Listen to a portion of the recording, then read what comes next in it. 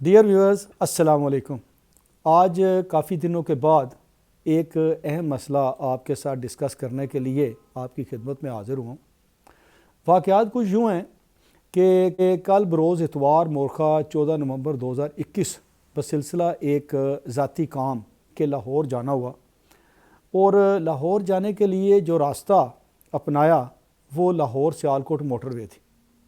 जब मैंने समड़ेवाल से टूल प्लाज़ा क्रॉस किया तो मोटरवे की दोनों अतराफ खेतों में आग लगी हुई थी जिससे धुआं फ़ज़ा को आलूदा कर रहा था।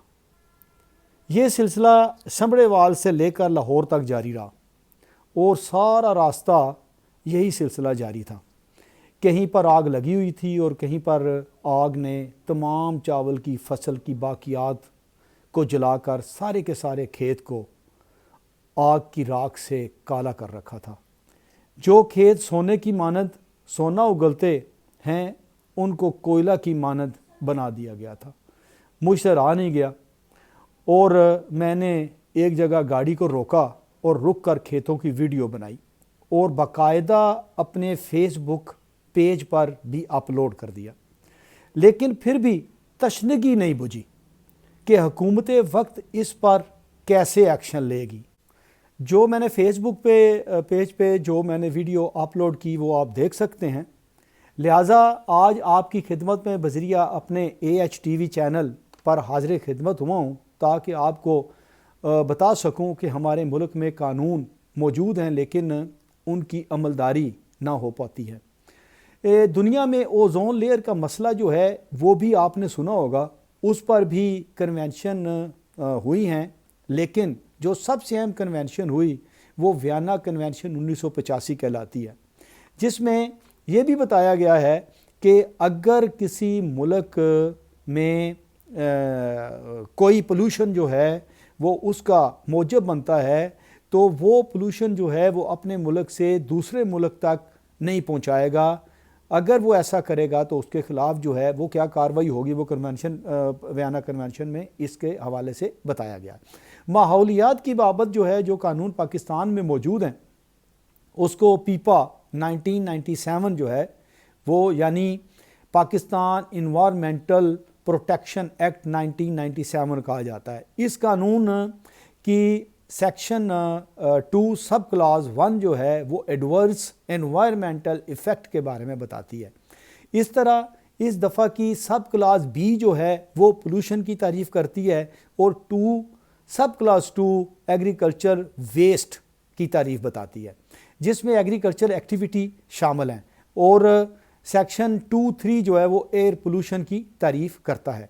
इस तरह सेक्शन 2(10) जो है वो इन्वायरमेंट बताता है, यानी इन्वायरमेंट में क्या क्या चीज़ें आएंगी वो हवा, पानी और ज़मीन है। तो जो बात सबसे अहम है वो ये है कि इस वक्त जो है जो कानून जो इन्वायरमेंटल कानून पीपा मौजूद है उसके तहत जो उसका सेक्शन है 3 वो उसके तहत एक कौंसल बनाई गई है और वो कौंसल जो है उसमें जो चेयरमैन है, जो चेयरपर्सन जिसको कहा जाता है, वो डायरेक्ट वज़ीर आज़म होता है जिसके अंडर एक इन्वायरमेंटल प्रोटेक्शन एजेंसी काम करती है जिसका काम जो है वो नेशनल इन्वायरमेंटल क्वालिटी स्टैंडर्ड की अमलदारी को इंश्योर करना है। बहुत ही अफसोस से कहना पड़ता है जो एजेंसी है वो अपना काम नहीं कर पा रही है। लिहाजा अब मेरी हुकूमत वक़्त से ये इल्तिजा है कि इस मुल्क पाकिस्तान के एक खूबसूरत शहर के बासियों को इस स्मोक से बचाने के लिए एक्शन लें और असल कल्प्रिट्स को सामने लाएं, क्योंकि कानून के तहत जो एजेंसी बनाई गई है उसका काम है कि वो इस तरह के गलत कामों की निशानदेही करें और कानून के मुताबिक उनके खिलाफ कार्रवाई करें और इस मुल्क के अजीम और अजीज़ को पुरफ़ज़ा बनाकर उसके बासियों को बीमारियों से बचाएं और अच्छा माहौल बनाएं। क्योंकि ये मसला हमेशा इन्हीं दिनों में पैदा होता है जब चावल की फसल कटती है और उसके बाकियात को जलाया जाता है और ये स्मोक इसलिए बढ़ जाती है। हमारे हमसाए मुल्क کہ لوگ بھی یہی کچھ کرتے ہیں اور وہاں کا دھواں جو ہے وہ بھی ہمارے ملک میں آ کر سموگ میں اضافہ کرتا ہے۔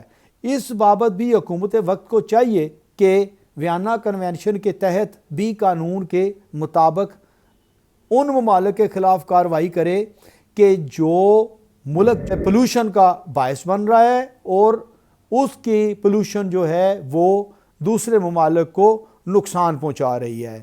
تو کسی ملک میں بھی پولوشن ایکٹیویٹیز جو ہیں ان سے کیسے بچا جا سکتا ہے، اس حوالے سے ویانا کنونشن سے مدد لی جا سکتی ہے۔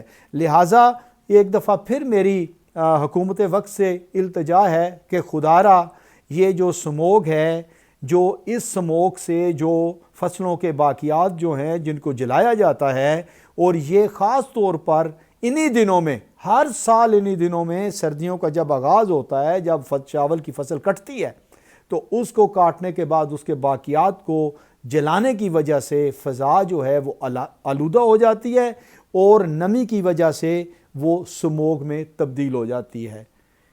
تو لہٰذا جو حکومت وقت ہے وہ اس پہ قانون کے مطابق کارروائی کرے۔ Thank you.